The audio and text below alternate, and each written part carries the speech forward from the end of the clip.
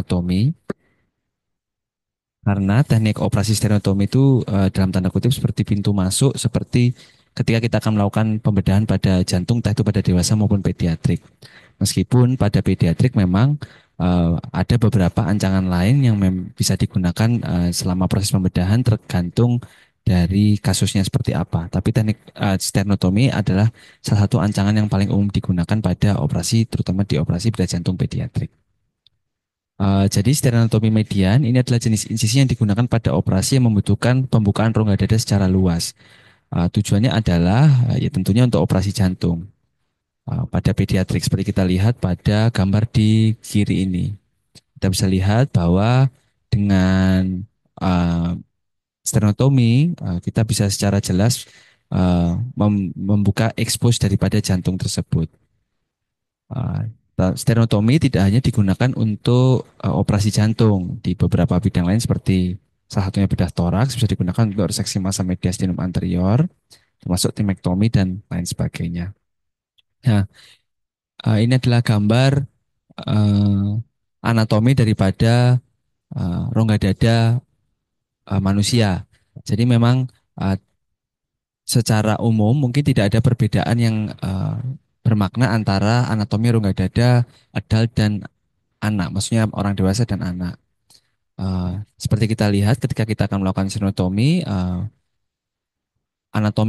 struktur anatomi yang perlu kita perhatikan adalah tentunya sternum. Nah, sternum itu terdiri dari apa aja? Ya, ini salah satunya adalah jugular nodes, ini adalah manubrium sterni dan corpus sterni, yang diakhiri dengan processus hypoideus. Nah, di antara tulang sternum ini melekat tulang-tulang rawan yang menghubungkan dengan tulang koste. Ini penting sekali kita pahami supaya ketika kita melakukan sternotomi jangan sampai kita melakukan pemotongan juga pada kostenya karena akan menyebabkan morbiditas pada pasien yang bersangkutan. Nah, ini adalah positioning pasien daripada pasien yang akan menjalani sternotomi.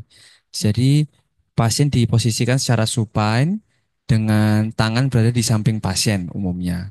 Lalu punggung diganjal dengan bantal.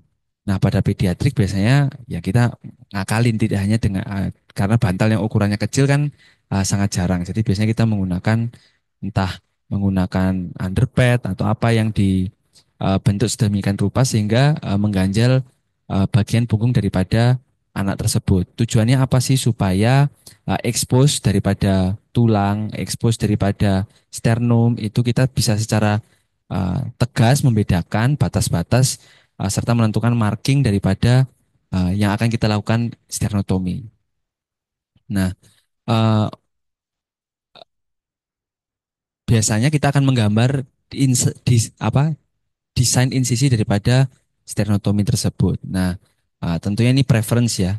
Ada beberapa surgeon yang menggambar, ada pula yang mungkin karena sudah jam terbang yang tinggi, ahli sehingga dia sudah tidak perlu menggambar lagi begitu. Tapi umumnya kalau bagi kita menggambar. Salah satu yang marker yang digunakan adalah incisura jugularis. Lalu kita juga mencari sternoclavicular junctionnya juga kita gambar beserta processus hypoideus beserta tulang-tulang rawan yang mengikat di sekitarnya. Itu perlu kita gambar untuk menentukan batasnya sampai mana kita akan melakukan insisi. Tuh. Setelah itu kita lakukan desinfeksi dengan chlorhexidin dan povidone iodine serta alkohol 70%. Jadi biasanya sebelum kita akan melakukan pembedahan jantung, entah itu pada pediatri ataupun pada dewasa, kita mencuci dengan sabun chlorhexidin ini. Gitu. Setelah itu kita keringkan, setelah itu baru kita lakukan desinfeksi dengan povidone iodine. Umumnya desinfeksi dilakukan dengan cara ya kita melakukan seperti garisan begitu pada area yang akan kita insisi, lalu meluas keluar, lalu kita menggambar seperti matahari begitu di area dadanya. Jadi kita pastikan bahwa tidak ada area daripada sternum yang terlewat ketika melakukan desinfeksi. Dilanjutkan dengan area abdomen, area paha, dan area ekstremitas begitu sampai leher. Leher bahkan sampai di bawah mandibula sini. Tuh, tentunya sampai sejauh apa kita melakukan desinfeksi bergantung dengan jenis operasi apa yang akan kita kerjakan. Karena berbeda antara operasi jantung, misalnya pediatri, dengan dewasa yang membutuhkan harvest vena, itu tentunya berbeda. Setelah itu kita menentukan ini marker insisi dari marker insisi daripada sternotomi, yaitu adalah sternal nodes atau incisura jugularis dengan prosesus sipoideus. Nah, setelah dilakukan insisi linear sepanjang garis median, tadi kan kita sudah menggambar, kita melakukan insisi 1 cm di bawah incisura jugularis hingga 2 cm melewati prosesus sipoideus. Setelah itu kita perdalam lapis demi lapis. Tentunya biasanya menggunakan cut sekali, lalu kita menggunakan diatermi untuk lapisan-lapisan berikutnya. Tidak lupa tangan kita yang satunya seperti menjembengkan daripada kulit. Tujuannya apa? Mencegah supaya kulit itu jangan sampai terbakar. Karena ketika terbakar menjadi iskemik, nekrotik, maka resiko untuk dehiscence dan infeksi pasca penutupan luka operasi itu semakin tinggi. Nah, ini lemak dan suputan serta fasianya dipisahkan lapis demi lapis menggunakan diatermi. Tentu saja jangan lupa kita menggunakan 2 tangan untuk melebarkan daripada kulit dan fasianya supaya dia terekstensi. Itu. Tidak lupa juga kita melakukan kontrol bleeding daripada area di incisura jugularis karena di sana banyak sekali vena-vena yang melintang sehingga eh, kontrol perdarahan harus baik karena kalau tidak itu akan menjadi sumber perdarahan yang cukup signifikan. Begitu juga di area prosesus sifoideusnya. Nah, setelah kita melakukan palpasi midline landmark, jadi setelah kita melakukan pembebasan semua jaringan, biasanya jempol kita akan masuk ke area incisura jugularis untuk memastikan bahwa itu sudah bebas. Oh, jari telunjuk maksud saya, bukan jempol. Jari telunjuk kita akan masuk untuk eh, memastikan bahwa itu sudah bebas. Tujuannya apa? Karena kita pastikan di situ satu tidak ada perdarahan, dua itu juga sebagai tempat kalau misalnya kita sternotomi dari atas sebagai tempat untuk masuknya daripada saw juga. Jadi kita pastikan bahwa lokasi tempat kita menempatkan saw itu adekuat begitu. Kita lihat seperti di gambar ini. Nah, ini kan salah satu cara kita membebaskan juga.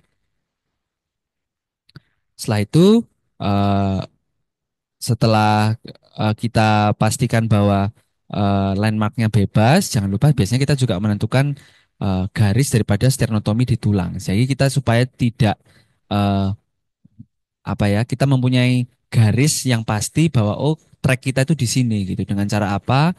Biasanya kita menyentuh di area parasternal kanan maupun kiri, kita di area ICS-nya untuk memastikan oh ya ini kanan dan kiri kita pastikan garis tengahnya di mana. Lalu kita biasanya menggunakan diatermi untuk eh, menggambar garis imajiner supaya nanti track sternotomi kita tidak ke kanan maupun ke kiri.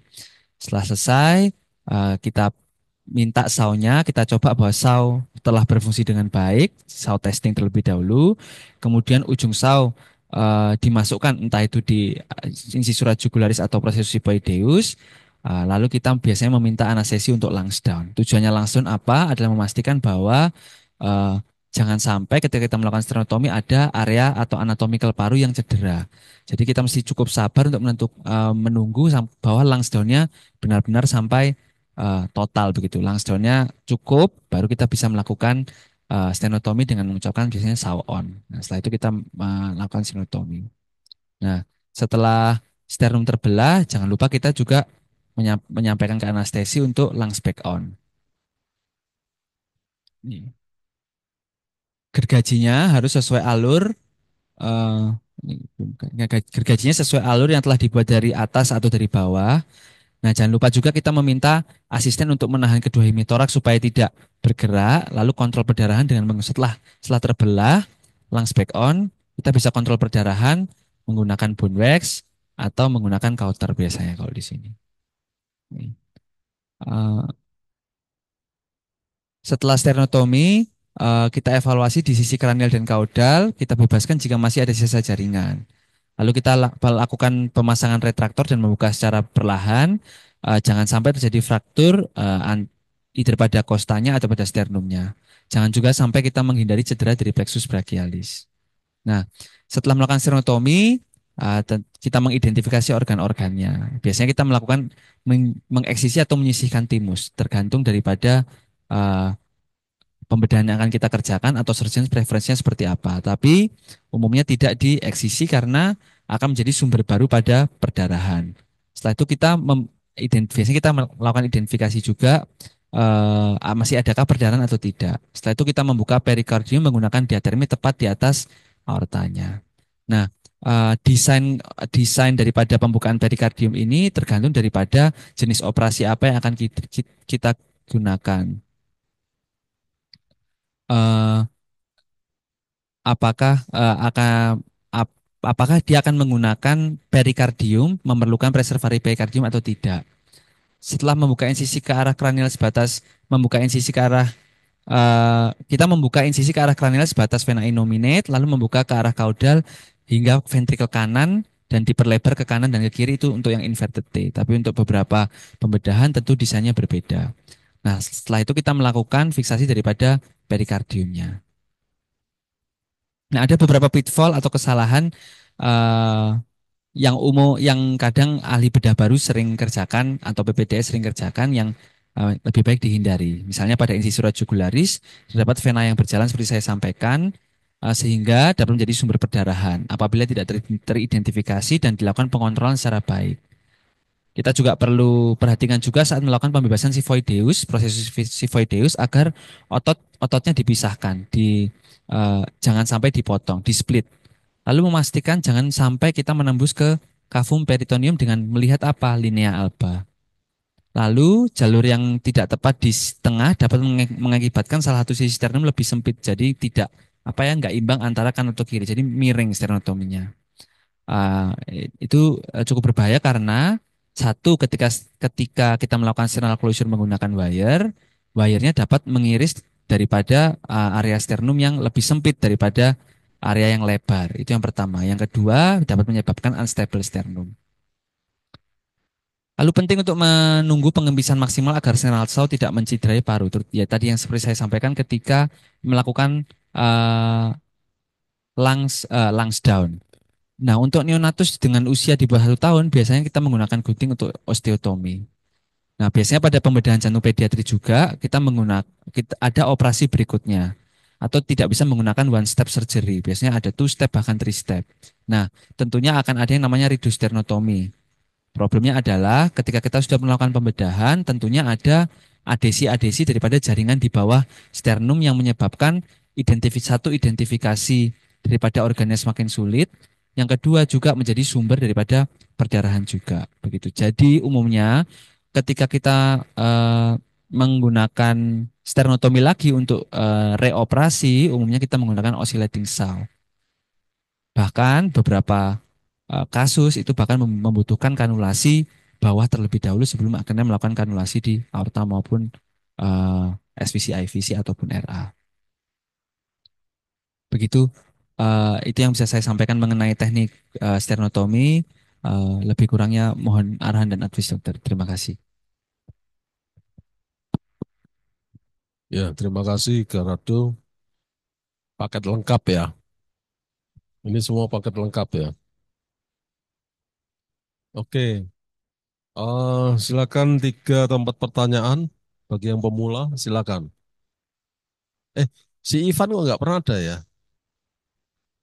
Temannya Melisa, Abu Ivan. Hah? Libur. Oh ya udah. Yuk, siapa namanya? Oh bukan Ivan. Ya udah, yuk.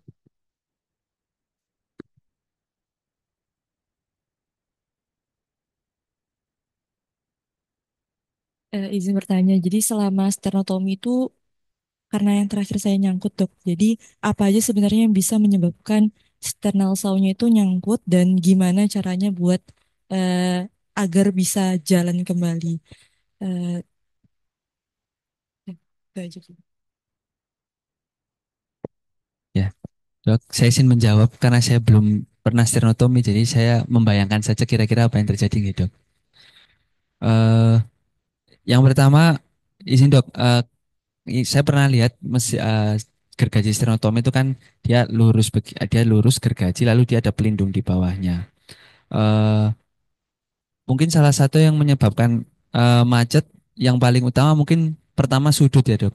Jadi sudut antara gergaji sternotominya dengan lapangan daripada sternum yang harusnya kita lakukan pemotongan gitu. Jadi kan kalau dia posisinya terlalu atas begini, otomatis dia tidak akan jalan ke depan begitu.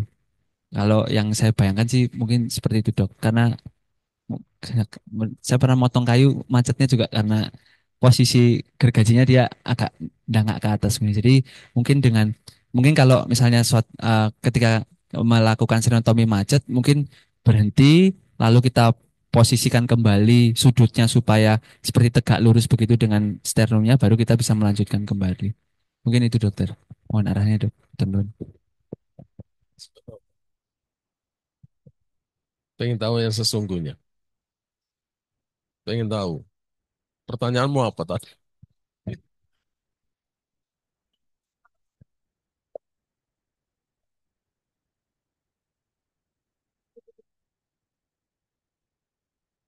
Kamu sudah sternotomi. Kesulitannya di mana? Jangan tahu.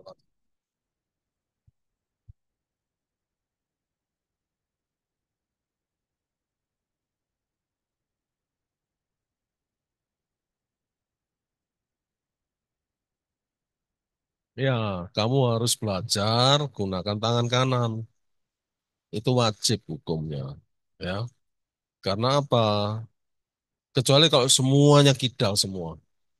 Ya, timnya itu kidal semua nggak apa-apa. Jadi pasien dibalik aja. Ya, tapi misalnya dari 12 personal dalam satu tim yang kidal cuma satu, masa yang 11 ngikuti yang kidal? Kan enggak.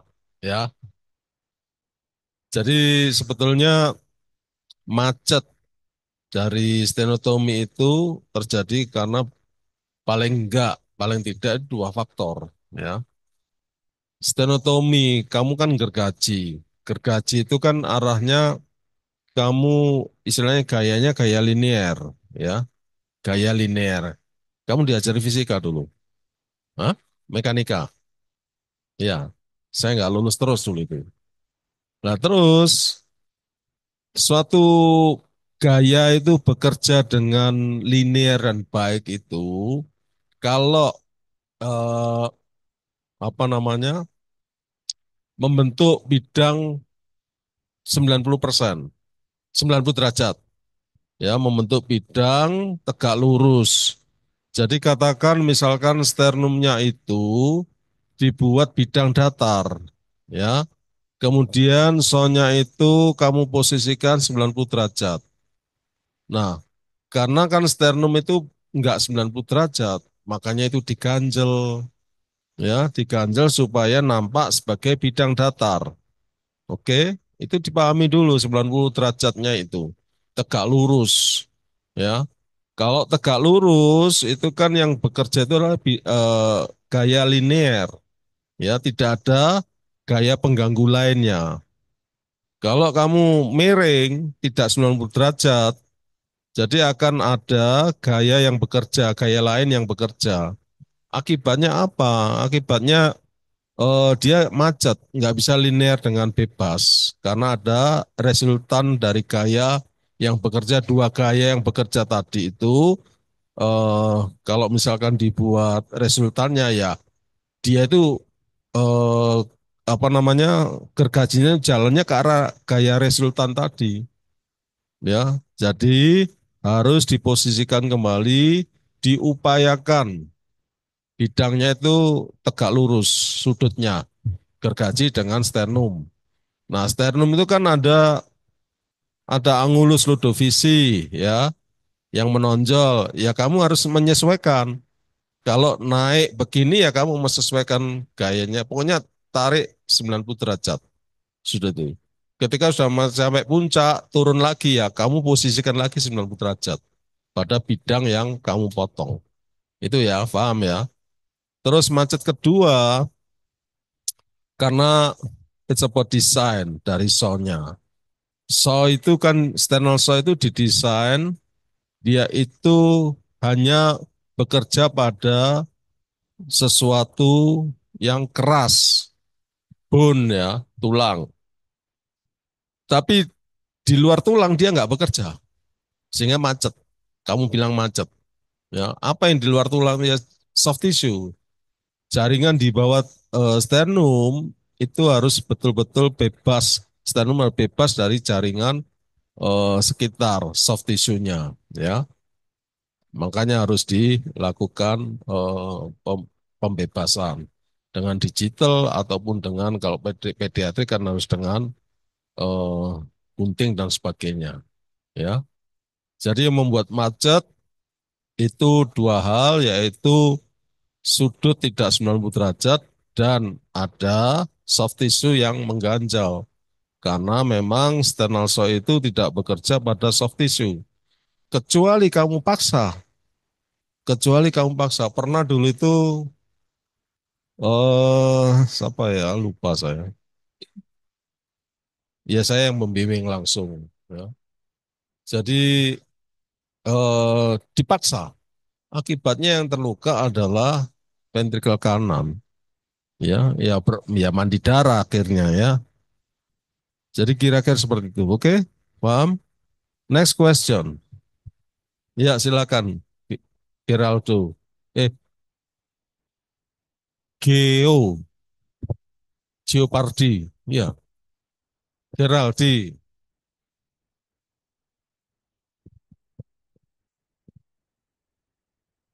Terima kasih dokter atas kesempatannya. Mohon izin dokter Gerardo, saya izin menanyakan beberapa pertanyaan dok. Yang pertama, eh, terkait sternotomi, tadi ada teknik yang dari atas dan dari bawah memulainya. Nah itu sekiranya kapan teknik itu dimulai dari atas dan dari bawah? Itu yang pertama. Lalu yang kedua, tadi ketika kita sudah membuka bagian dada, akan terlihat bagian timus di atas dari jantung. Nah itu untuk timus tersebut, kapan sekiranya timus itu diambil dan dipertahankan? Dan rata-rata bagaimana rata-rata kita melakukan operasi itu, apakah timus itu diambil atau dipertahankan? Lalu yang selanjutnya, yang terakhir, terkait sternotomi tadi saya dengar, ini mohon izin diluruskan juga, saya dengar tadi sternotomi dilakukan pada saat inspirasi, inspirasi atau ekspirasi maksimal ya tadi dokter? Oh, langdown ya. Pada saat langdown tadi, berarti waktu inspirasi atau ekspirasi maksimal ini yang saya masih bingung maksudnya. Terkait pengempesan paru tadi. Izin.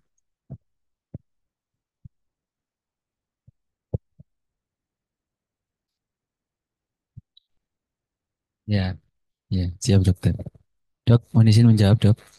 Eh, Kapan atas, kapan bawah itu izin setahu saya itu seperti surgeon preference gitu. Jadi kapan dia mau mulai dari atas, kapan mulai dari bawah begitu.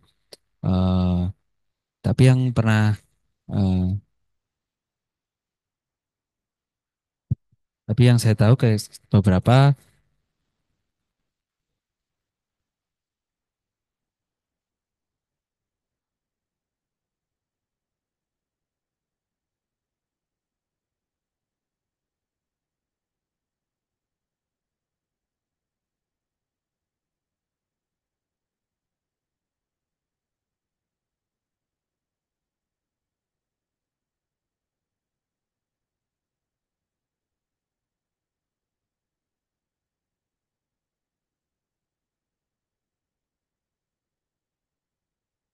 kapan timus diambil, kapan disisihkan tuh eh, mungkin mohon koreksinya dok, mungkin kalau timusnya pada akhirnya akan mengganggu selama proses pembedahan gitu, mungkin ada baiknya dilakukannya begitu. Tapi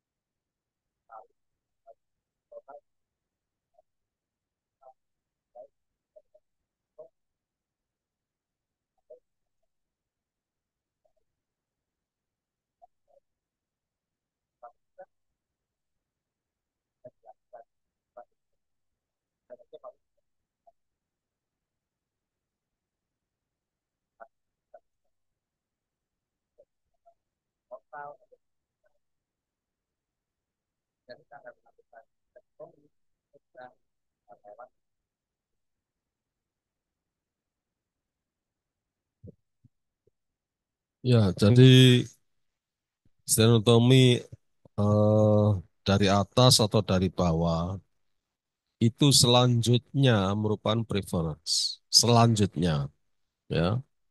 Tapi ada reasoning lain.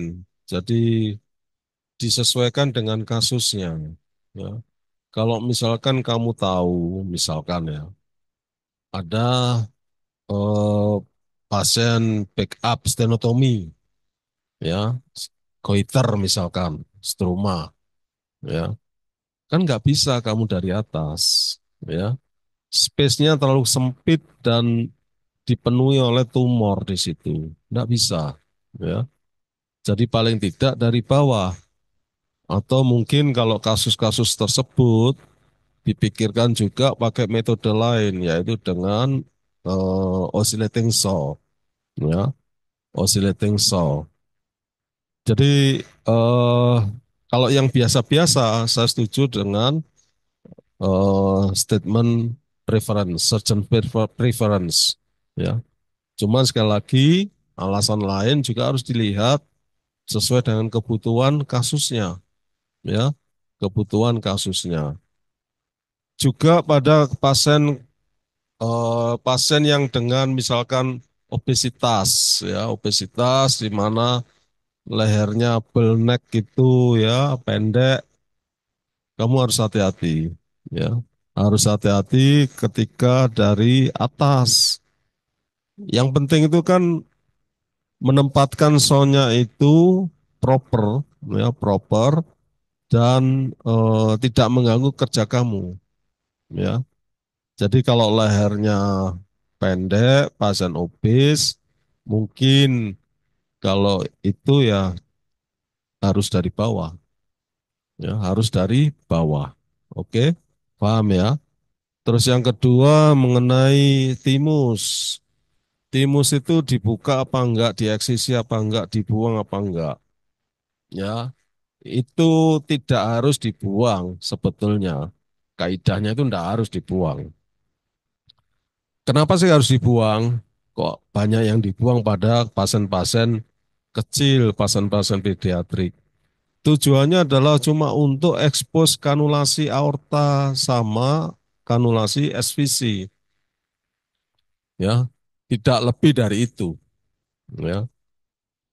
Pada dewasa, dewasa itu kan timusnya enggak dieksisi semua, sekedar untuk bisa ekspos dengan baik, itu aja, ya. Nah, nanti kalau ada pertanyaan, kalau dibuang semua bagaimana fungsi dari timus yang sebagai apa? Sebagai apa namanya? Iya, terutama untuk sel-sel T dan ya B ya, untuk imunitas ya. Itu nggak masalah karena sistem imunitas atau apa namanya jaringan-jaringan imunitas tersebut tidak hanya pada timus saja, ada di amandel. Tahu amandel nggak? Apa bahasa itu? Tonsil ya. Kemudian ada di lien dan sebagainya. Jadi nggak masalah dibuang, ya, tidak masalah dibuang. Cuma dibuang itu tujuannya untuk memudahkan ekspos saja. Oke, paham ya? Dan yang ketiga adalah masalah paru yang stenotomi yang hubungannya dengan paru. Stenotomi kan selalu dalam pembiusan umum, ya, dengan intubasi sehingga pengembangan paru, pengempesan paru dikendalikan, dikontrol oleh dokter bios, ya, dikontrol oleh dokter bios. Jadi tidak ada lagi istilah ekspirasi-inspirasi. Yang ada itu adalah kempes paru dan kembangkan paru, ya. Itu yang harus diperhatikan. Kenapa harus dikempeskan paru? Ya supaya tidak terjadi injury pada paru-parunya nanti ketika dikerjakan stenotomi. Oke? Just one another questions, Melissa? Yuk. Izin bertanya, dokter. Tadi kan sempat ada tulisan yang menyampaikan kalau pada neonatus kurang dari 1 tahun itu stenotominya menggunakan gunting. Itu bagaimana, nggih, dok? Atau saya salah baca, nggih, dok? Eh, Iya, menggunakan setahu saya pakai menggunakan gunting itu dok, scissors apa ya? Karena biasanya pada anak di bawah 1 tahun dengan berat badan yang masih kecil, kita itu tidak ada apa saw yang ukurannya itu sesuai dengan beranak sekecil anak sekecil itu gitu. Jadi perbandingannya itu diskrepansi antara ukuran saw dengan bidang yang mau dilakukan sternotomi itu terlalu besar sehingga menggunakan gunting satu dengan tujuan memang karena tidak ada alatnya atau memang tidak ada saw yang dengan ukuran segitu. Yang kedua juga mungkin untuk safety juga. Beneran dokter. Jadi stenotomi pada pediatrik ya dengan berat badan 10 kilo ke bawah ya. Itu di sini kita gunakan gunting. Cuman kamu harus tahu bukan sembarang gunting seperti yang kita punya itu. Gunting kita yang kita punya itu gunting selang ya. Sebetulnya ada istilahnya sternal saw ya. Sternal saw. Ya bukan sternal saw, sternal scissor. Sternal scissor ya. Jadi gunting khusus untuk sternum. Itu ada, tapi kita nggak punya sehingga kita pakai gunting selang ya. Jadi sejarahnya seperti itu. Sternal scissor sendiri sudah ada sebetulnya ya. Tapi karena kita sudah nyaman dengan barang murah, ya kita nggak ngajukan. Oke. Dan kemudian dengan apa namanya sternal saw pada pediatrik itu juga ada. Hanya batasannya sesuai dengan berat badan. Dan kita nggak punya. Kita ambil yang lebih murah aja. Dan kita sangat familiar dengan gunting selang itu. Ya dipakai. Dan kelebihannya dengan sternal scissor itu kita bisa mengendalikan ya kapan kita berhenti, kapan kita meneruskan ya. Jadi bisa lebih mudah dikendalikan dibanding dengan kalau menggunakan sternal saw pada pediatrik ya. Oke, gitu ya. Oke, next bahasan mungkin. Ya, bagus untuk Gerardo. Ya.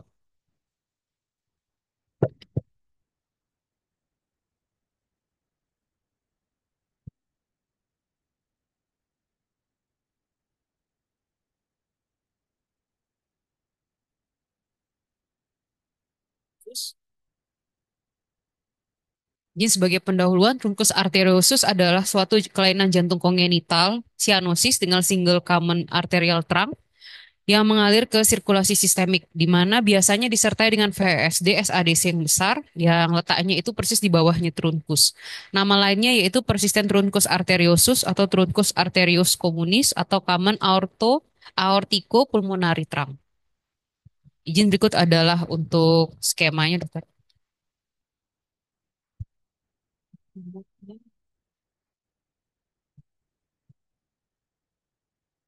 Di sini ada gambaran di mana didapatkan adanya aorta dan MPA yang tergabung menjadi satu, itu yang dikatakan sebagai truncus arteriosus, di mana di depannya ini persis ada suatu VSD yang besar, yaitu biasanya VSD SADC, yang hampir seperti single ventricle. Jadi ada dua, bisa jadi dengan dia itu memang ada septumnya, sehingga terjadi VSD yang besar, atau memang tanpa septum, sehingga dikatakan single ventricle.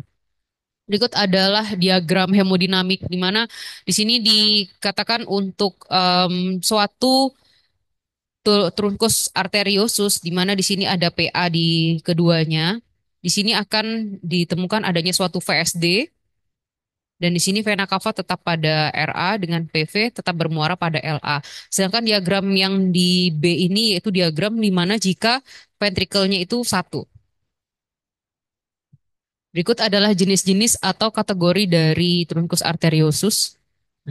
Ada 4 jenis. Di sini dikatakan bahwa jenis yang pertama yaitu MPA, LPA, dan RPA itu berasal dari suatu trunkus. Itu sama dengan tempat masuknya aorta. Di mana yang tipe B ini untuk trunkus arteriosus itu bergabung dengan aorta. Di mana LPA dan RPA itu muncul dari posteriornya. Sedangkan yang C ini tipe yang di mana RPA dan LPA itu muncul dari lateralnya. Dan yang D ini dapat dikatakan sebagai pseudotrunkus atau kelainan lain seperti atresia pulmonal sehingga kesannya seperti suatu trunkus arteriosus. Berikut adalah beberapa klasifikasi yang hampir sama. Ada klasifikasi dari Collett and Edwards, Van Vraght, dan juga yang modified Van Vraght. Yang paling sering kita pakai yang Van Vraght berikut.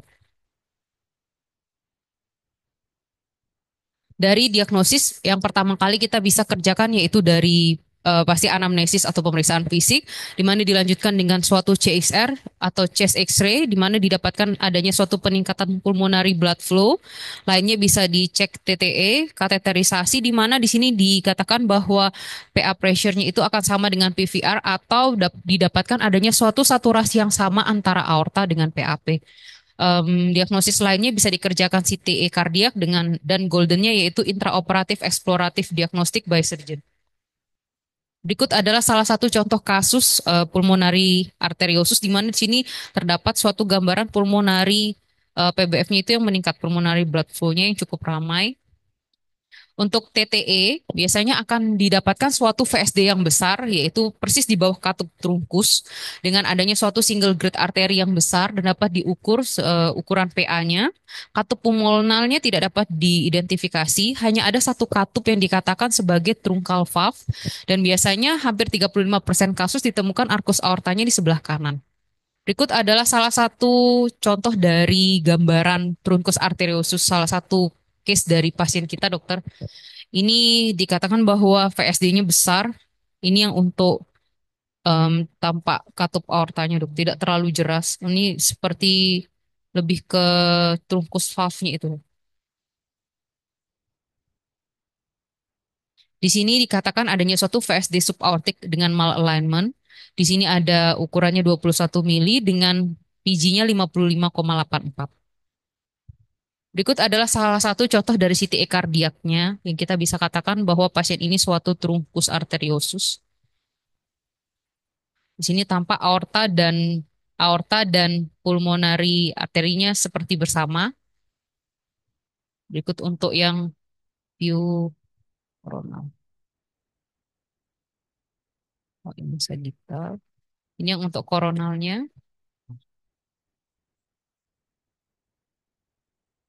Kesan menjadi satu tempat. Jadi ini antara aorta dengan pulmonary arterinya kesan bermuara pada satu tempat atau suatu trunkus. Berikut adalah CT kardiaknya. Di sini tampak bahwa di sini ada arkus aorta dengan di sini adalah PA-nya, tampak suatu trunkus arteriosus. Ini yang tipe A atau tipe 1. Dikatakan bahwa trunkus arteriosus itu sendiri jika usianya itu terdeteksi lebih awal maka itu akan memberikan prognosis yang lebih baik. Jika ditemukan di usia di bawah 3 bulan dan pasien itu masih asimptomatik sebenarnya operasi untuk repair dari trunkus arteriosus direkomendasikan, di mana jika ada suatu gagal jantung kongestif baik itu usia di bawah 3 bulan ataupun di atas dari 3 bulan, tetap rekomendasinya yaitu repair trunkus arteriosus, paling ideal itu usia 3 hingga 4 bulan, di mana obat-obatan untuk diuretik atau seperti vasodilator dan juga ACE inhibitor bisa diberikan. Sedangkan pada anak-anak yang usianya di atas 3 bulan dan dicurigai adanya suatu PVD, di sini dapat dilakukan suatu EKG dan diukur untuk pari, tes vasodilator paru yaitu kateterisasi juga. Dengan dikatakan kalau hasilnya reaktif maka pasien ini masih ada tempat untuk dilakukan suatu surgery. Tetapi jika didapatkan hasilnya tidak reaktif maka pilihannya yaitu konservatif. pembedahan yang biasa dikerjakan ada dua. Yang pertama yaitu paliatif prosedur. Jika didapatkan suatu peningkatan pulmonary blood flow sehingga bisa menyebabkan pasien itu menjadi congestive heart failure, salah satu pilihan dari paliatif prosedur yaitu PA bending. Sedangkan untuk definitif prosedur yaitu kita biasa kerjakan prosedur Rastelli, nanti akan dijelaskan di belakang untuk gambarannya, dan VSD closure. Cuman untuk VSD closure ini karena letaknya itu dekat sekali dengan dengan trunkus itu harus hati-hati dengan letak koronernya. Berikut adalah gambaran untuk pembedahan pada trunkus arteriosus. Ini untuk yang tipe 1, di mana di sini dilihat ada gambaran aorta dengan PA yang berasal dari suatu trunkus, dilakukan suatu ervitomi. Di sini yang line putus-putus bundar ini adalah VSD-nya. Di mana di sini kita butuh suatu graf kondui, homograf atau suatu graf kondui yang memang graf itu ada katup dari pulmonary valve-nya. Dan di sini untuk dilakukan pemisahan antara PA dengan aorta, tempat aorta yang sebelumnya itu tempat attachment dari PA-nya itu dijahit, sedangkan untuk PA-nya itu sendiri dihubungkan dengan suatu graf konduit, di mana graf ini bawahnya ini disambung dengan pericardial patch lalu dijahit. Berikut jika kita temukan untuk tipe 2 atau tipe 3, di mana di sini untuk pulmonary arterinya itu terletak di posterior ataupun di lateral dari trunkus. Di sini direkomendasikan untuk letak yang di posterior atau di lateral itu dipotong dan aorta disambungkan antara yang proksimal dan distal dari pulmonary artery itu sendiri dengan suatu graf. Biasanya bisa menggunakan, kalau kita bisa di sini dengan merek dagangnya, mohon maaf Vascutek dokter, atau dengan suatu Dacron. Jadi di sini untuk PA-nya sendiri dihubungkan dengan memang suatu FVPA homograf atau konduit, dan di bawahnya ini tetap disambungkan dengan suatu pericardial patch. Dan untuk tambahan dari VSD closure-nya itu direkomendasikan untuk ditutupnya via ervitomi. Berikut adalah teknik dari awal. Di sini untuk kanulasinya, mungkin buat yang sebelumnya belum pernah lihat, mungkin buat adik-adik, mana ini kanulasinya itu kanulasi bikafal, yaitu kanulasi dari SVC, IVC, dengan di sini sendiri kanulasi dari aorta, dan ini untuk kanulasi kardioplegik. Ini disebut dengan cross clamp. Ya, jadi di sini pertama kali memang yang dikerjakan yaitu ada ervitomi, di mana aorta yang sudah dipisahkan dengan PA atau trunkus di sini yang sudah dipisahkan dengan PA dijahit secara direct closure atau bisa juga ditambah dengan patch. Dengan di sini untuk VSD closure-nya dikerjakan atau ditutup. Setelah itu PA-nya digabung di anastomosiskan dengan konduit. Berikut untuk hasil akhir dari repair-nya, atau kita sebut dengan prosedurnya Rastelli. Ini kalau yang beberapa metode seperti yang sudah dijelaskan, ini yang beberapa gambar untuk memberikan gambaran kalau kita lihat dari sisi operator, maka ini adalah VSD pertama kali atau VSD SADC yang kita temukan. Ini adalah truncal valve, jadi bukan aortic valve ataupun pulmonary valve.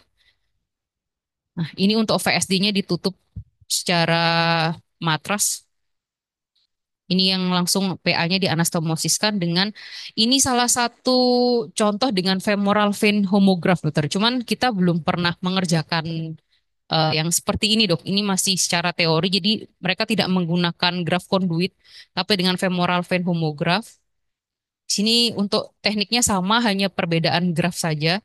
Ini yang tadi seperti dijelaskan sebelumnya yang di ilustrasinya Miung. Di sini kalau semisalnya ada LPA dan RPA yang berada di lateral ataupun posteriornya trunkus, maka di sini dipisahkan. Lalu ini ascending dan descending aortanya dianastomosiskan kembali dengan dihubungkan oleh graf di tengahnya. Dan ini untuk PA-nya disambungkan juga ke ervitomi yang setelah tadi dipotong dengan suatu homograf. Post operatif yang harus di follow up yaitu 4 hingga 12 bulan. Akan ada suatu truncal valve insufficiency yang harus memang benar-benar diperhatikan, dan jika membutuhkan suatu repair atau replacement nantinya. Dan untuk konduit yang kecil, anak itu ketika akan bertambah besar, konduit itu pun tidak bisa bertambah besar dengan seiringnya waktu, sehingga mungkin nanti akan ada suatu redo atau reoperasi ulang ketika 2 hingga 3 tahun kemudian. Untuk kalsifikasi katup pada konduit itu bisa terjadi dalam 1 hingga 5 tahun, dengan bisa juga terjadi suatu aritmia ventrikular di mana itu semua bisa terjadi ketika kita memotong dari ventrikulotomi, terutama RV. Jadi dari kesimpulannya, trunkus arteriosus ialah suatu kelainan jantung kongenital dengan single common atrial trunk yang bisa 1 hingga 2,5%-nya itu bisa menjadi congestive heart disease, di mana diagnosisnya itu sebenarnya idealnya paling baik itu dikerjakan itu pada saat pasien bayi baru lahir, jadi benar-benar baru lahir langsung didiagnostik dengan di sini direkomendasikan pembedahannya itu sebaiknya pada 1 minggu awal kehidupan. Ada beberapa pemberat lainnya seperti interrupted aortic arch, juga severe coronary anomalies dengan severe truncal valve regurgitation, itu juga akan memperberat prognosis pada pasien. Sekian dokter, mohon masukannya dok. Terima kasih. Ya, terima kasih. Ini sudah kesekian kali ya mengenai trunkus ya. Memang trunkus itu jarang kita dapatkan. Rare case ya, kasus yang langka sebetulnya. Dan trunkus itu sebetulnya ada beberapa masalah utama ya. Kalau lihat gambar ini ya, masalah utama trunkus itu secara anatomi dan secara clinical appearance atau klinis ya. Secara anatomis ya, ini kan tipe A, B, C, D ya di sini. Yang paling banyak itu tipe A ya. Trunkus itu gabungan dari aorta dan arteri pulmonalis, main pulmonal artery jadi satu. Dan secara anatomi main problemnya ada pada ini loh. Ya, pada katup. Karena kan gabungan antara aorta dan pulmonal. Bisa-bisa daun katupnya itu, leafletnya itu ada 6. Ya, bisa-bisa ada 6. Nggak mungkin, ya bukan nggak mungkin ya. Kemungkinan cuma 3 itu kecil sekali. Karena masing-masing aorta dan arteri pulmonalis itu punya katup. Ya, nah kalau gabung jadi satu, istilahnya kan teritori-teritorinya nggak jelas. Sehingga katupnya itu nggak normal. Akibat katup yang nggak normal itu menjadi main problemnya adalah trunkus regurgitasi. Ya, regurgitasi trunkus. Regurgitasi trunkus itu gabungan antara AR dan PR. Ya, aortic regurgitasi dan pulmonary regurgitation. Jadi tambah berat. Ya, ini yang mempercepat kalau itu terjadi, itu mempercepat terjadinya gagal jantung. Ya, mempercepat terjadinya gagal jantung. Jadi itu main problem pertama. Main problem kedua yaitu eh ini aliran ke paru-paru langsung dari aorta, trunkus ya, kita sebut trunkus ya. Langsung dari trunkus sehingga alirannya itu deras sekali dengan tekanan yang tinggi sekali karena tekanan sistemik dia itu ya disemprotkan ke pulmonal arteri ya ke paru-paru. Padahal harusnya pulmonal arteri ke paru-paru itu kan tekanannya kan nggak tinggi ya. Kalau kamu nyiram tanaman itu ya dengan selang yang kamu peres sama yang tidak kamu peres kan beda. Yang diperes itu kan berarti kan pressure-nya tinggi banget. Ya, akibatnya apa? Merusak paru-paru dalam ini kapilernya. Pertama yang terjadi itu adalah peningkatan pulmonary blood flow ya. Terus menerus dalam waktu singkat ya karena deras sekali dalam waktu singkat bisa terjadi Eisenmenger ya. Jadi hipertensi pulmonal terus tidak lama lagi terjadi Eisenmenger. Karena apa? Karena kapiler-kapiler paru terjadi suatu injury di situ dengan pressure yang tinggi itu ya. Setelah terjadi injury, kemudian terjadi suatu apa namanya fibrosis, ya fibrosis pada kapiler parunya. Nah, itu jadi Eisenmenger. Jadi kejadian Eisenmenger pada trunkus arteriosus itu lebih cepat, ya, lebih cepat pada fase kehidupan pertama, ya, pada fase pertama kehidupan. Dan atau kalau tidak, dia akan terjadi suatu heart failure cepat pada fase pertama kehidupan, ya. Jadi itu problemnya di situ memang, ya. Sehingga kalau kamu melakukan, ya, diagnostik dulu ya, diagnostiknya yang tadi itu ya, dia yang paling nampak adalah heart failure, ya. Kemudian kalau sudah ada cyanosisnya berarti sudah terjadi suatu Eisenmenger, ya. Itu diagnostik klinis dan eh, kalau radiologis jelas seperti left to right shunt ya, tapi heboh, istilahnya lebih heboh ya. Kemudian untuk diagnostik yang lebih lebih baik ya itu adalah CT scan. Kenapa CT scan? Ya, untuk anatomisnya lah ya, anatominya ya. Karena CT scan itu menyajikan tiga dimensi, ya, tiga dimensi dan bisa direkonstruksi. Dan yang kedua, CT scan itu bisa mendiagnosa tipe-tipe dari trunkus, tipe A, B, C, D, ya. Kalau Eko nggak bisa, ya, nggak bisa sampai D dan apa, pokoknya nggak bisa. Kemudian kalau CAT nggak bisa juga, CAT itu kan dua dimensi aja. Hanya CAT diperlukan untuk flow study, untuk mengukur, ya, mengukur parinya, kemudian QPQS, kemudian pressure-pressernya, kemudian bagaimana arborisasi di paru-paru. Tapi arborisasi paru-paru diperlukan, diagnostiknya itu hanya kebanyakan untuk yang cyanotic heart disease. Tapi untuk trunkus tidak terlalu diperlukan. Untuk trunkus yang diperlukan ya QPQS, kemudian parinya, ya, dan tipe dari trunkusnya itu sangat penting. Maaf, kalau CAT bukan menentukan tipenya ya. Tidak bisa karena dua dimensi. Yang bisa menentukan tipenya adalah yang CT scan ini. Ya, itu diagnosa. Jadi kalau ketemu trunkus, tidak boleh berhenti sampai echo, tidak boleh berhenti sampai CAT, harus tambahi CT atau MRI ya. Itu harus paham dulu.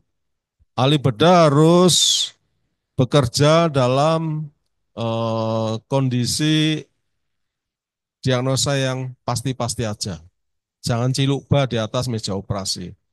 Karena kalau cilukba, kamu akan memerlukan text time-nya lama lagi. Dan waktu durasi operasi yang lama itu berpengaruh pada outcome. Ya, kita semua sudah tahu ya. Nah, kemudian mengenai operasinya, ya bisa dikerjakan paliatif atau definitif. Paliatif tadi disebutkan PA bending. Nah, sekarang pertanyaannya, PA bending yang di bending apa? Hah? PA. PA yang mana? PA yang mana? Coba gambar tadi, gambar. Gambar. Gambar itu tadi, skema tadi itu loh. Yang tipe-tipe tadi itu. Oke. Ya, tipe 1 misalkan.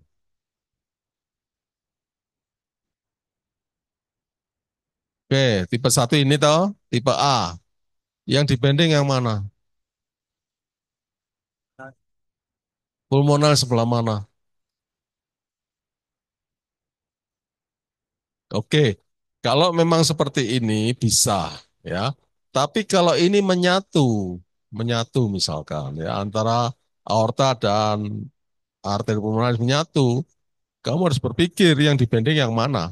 Misalkan tipe 2 ini, tipe B, yang dibending yang mana? Ini kan menyatu toh? Ya, yang dibending yang mana?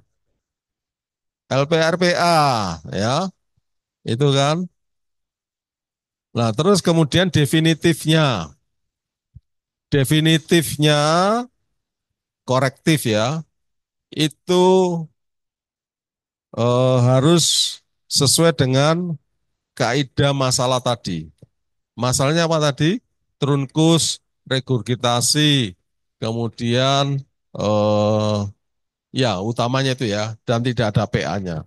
Jadi untuk koreksinya ini skema yang paling mudah ya. Jadi kalau tipe A ya dipotong aja nih, PA-nya dikorbankan ya. Kemudian diganti Rastelli ya, diganti sebenarnya eh, prosedurnya Rastelli namanya. Tapi kamu ini alkesnya ini namanya adalah RVPA valve conduit ya, RVPA valve conduit. Kalau Contegra kan nama pabrik ya. Jadi RVPA conduit, valve conduit, jangan lupa bukan cuma conduit, valve conduit. Oke. Nah, sekarang masalahnya kalau trunkusnya regurgitasi, gak benar nol, mati pasien. Jadi harus diapain? Diganti, di repair bisa, ya. Ingat pada katup valve surgery pada pediatrik, utamakan repair dulu. Sebelum dilakukan replace, harus repair dulu. Dengan berbagai teknik, ya. Tekniknya nggak gampang ini, karena harus melakukan repair pada trunkus regurgitasi. Oke. Terus tadi saya tambahkan kaidah ketiga, ya. Kaidah ketiga, kelainan ketiga pada trunkus ini wajib hukumnya harus ada VSD. Tidak ada trunkus tanpa VSD itu mati pasien. Jadi harus ada VSD, ya. Paham ya? Jadi kalau yang tadi eh, kalau tanpa regurgitasi sih nggak masalah. Kalau tanpa trunkus regurgitasi bisa langsung pakai Rastelli prosedur, ya, dipotong PA-nya dari pangkal pohon tadi itu, ditutup, kemudian PA-nya di Rastelliin, tutup VSD. Kelihatannya sederhana ya. Tapi untuk yang tipe B, ini ada teknik lain. Si Maria tadi bilang dikasih kondui aja, dia lupa harus ada valve kondui. Masa pulmonal nggak pakai valve? Akan terjadi apa? Kalau pulmonal tanpa valve, regurgitasi ya mati pasien. Akan terjadi suatu volume overload pada right ventricular, ya. Volume overload terjadi pada right ventricular, kemudian terjadi suatu dilatasi. Kalau volume overload pasti terjadi dilatasi, ya. Overdilatasi, distended jantung kanan, ya, kemudian terjadi gangguan conduction tissue akibat dari distensi atau dilatasi dari RV, akan terjadi suatu sudden death karena gangguan irama jantung, blok, ya. Jadi keberadaan valve pada pulmonal wajib hukumnya ada, ya, supaya tidak terjadi pulmonal regurgitasi, itu cepat mati pasien, ya. Sehingga kemarin tuh dokter Arif konsul saya, beliau mengusulkan diganti valve conduit aja, dibikin bukan valve conduit, yang apa Vascutek, kemudian ditambahkan valve-nya, ya.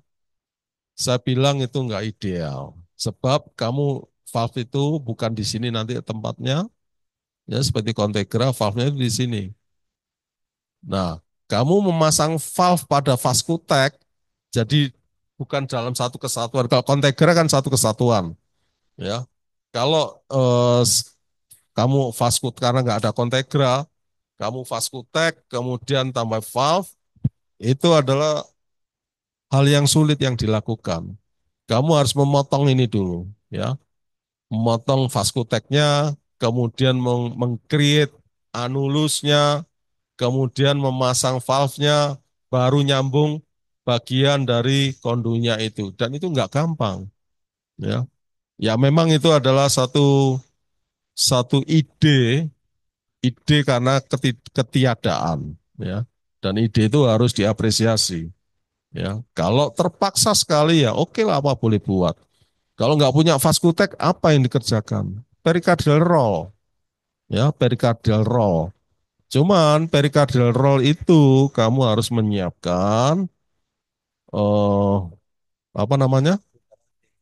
Glutaraldehyde ya, glutaraldehyde untuk menjadikan perikardium itu lebih kaku dan lebih mudah dibentuk ya supaya tidak kempes. Oke, itu adalah teknik-teknik operasi. Yang lainnya hampir sama. Oke, saya buka pertanyaan. 3 pertanyaan, silakan.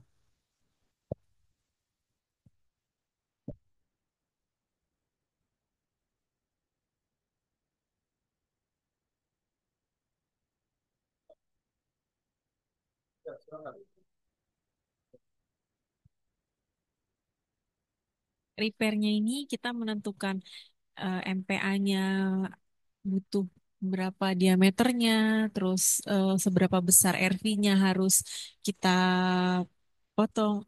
Itu Ya, mau menjawab dokter. Mungkin ini biar mudah ilustrasinya. Ini salah satu contoh kasus yang sebelumnya dokter, yang awalnya rencana kita mau jadwalkan, cuman ternyata dari CT scan-nya itu trunkus arteriosus dok.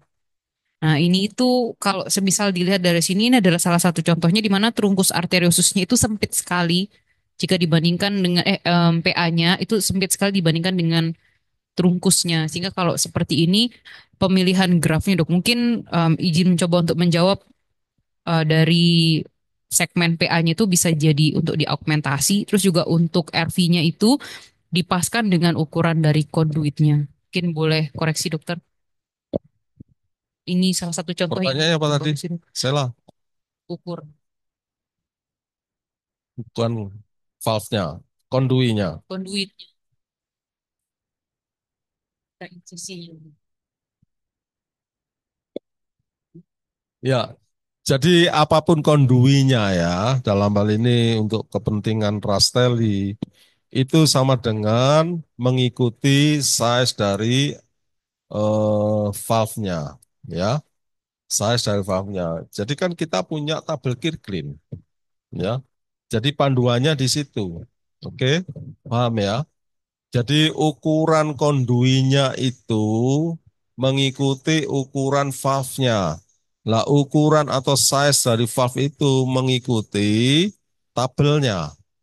Oke? Berat badan sekian, BSA sekian, oh pakai size sekian.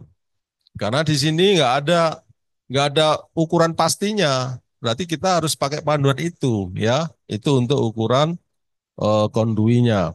Nah, bagaimana untuk ervetominya ya? Yang pertama adalah juga kamu harus tahu kan punya ukuran juga full size. Ya, RV RVOT toh. Jadi RVOT itu pakai ukuran full size ya. Itu harus tahu kamu. Sehingga untuk operasi trunkus begini ketika mengerjakan ervetominya harus jangan lupa ya. Kamu harus mengukur dengan full size dan sebagainya. Kalau tidak sesuai full size berarti ada stenosis di RVOT itu. Berarti kamu harus melakukan eksisi dari infundibulum dan sebagainya. Oke, kira-kira bisa membayangkan ya. Saya belum pernah ngerjakan sih. Dulu waktu di Jakarta pernah mengerjakan tapi ya mati karena ya high mortality. Oke, paham ya? Ya, next question ya.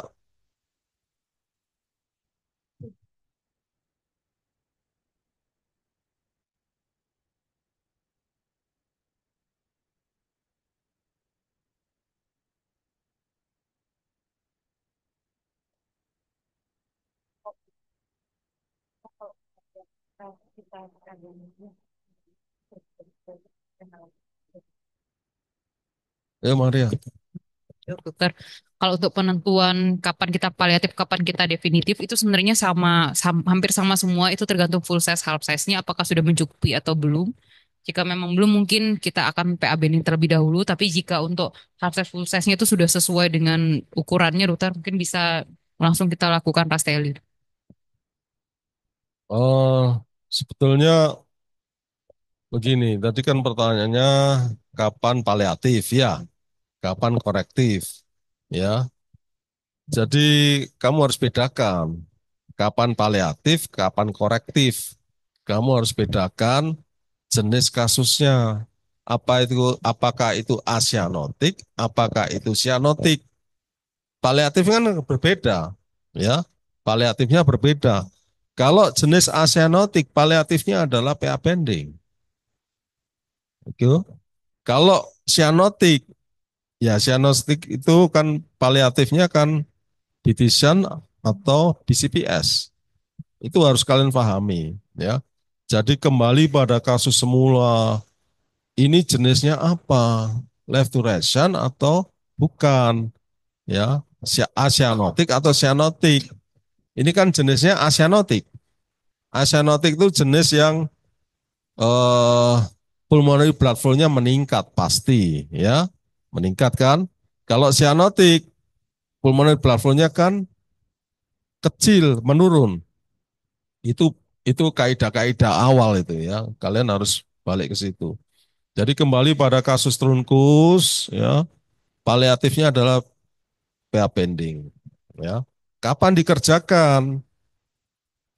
Kapan dikerjakan? Ya kalau memang dia belum ada persediaan eh, grafnya ya, sambil menunggu dan PA pressure-nya tinggi setelah diket kan, PA pending harusnya. Ya, di PA pending dulu, dijinakkan dulu hipertensi pulmonalnya. Oke, tapi kalau misalkan sudah eh, hipertensi pulmonalnya nggak berat, gitu kan, nggak berat, kemudian sudah memenuhi syarat ventricle repair, jadi kerjakan langsung tanpa PA bending. Cuman dengan tata laksana PH post operatif, ya, tata laksana PH post operatif. Oke, paham? Last question, silakan. Nanti sebentar. Siapa satu pertanyaan lagi? Melisa nggak nanya? Nanya dong. Gerardo, mau nanya?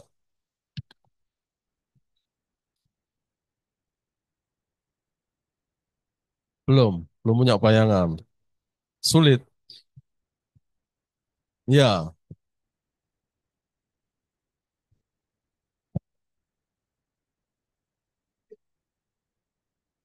Izin bertanya, Dok. Tadi kan sempat disampaikan kalau konduitnya kan perlu dilakukan redo eh, saat usianya sudah 2 sampai 3 tahun. Nah, ini untuk kita melakukan evaluasi, tadi kan disampaikan follow up 4 sampai 12 bulan.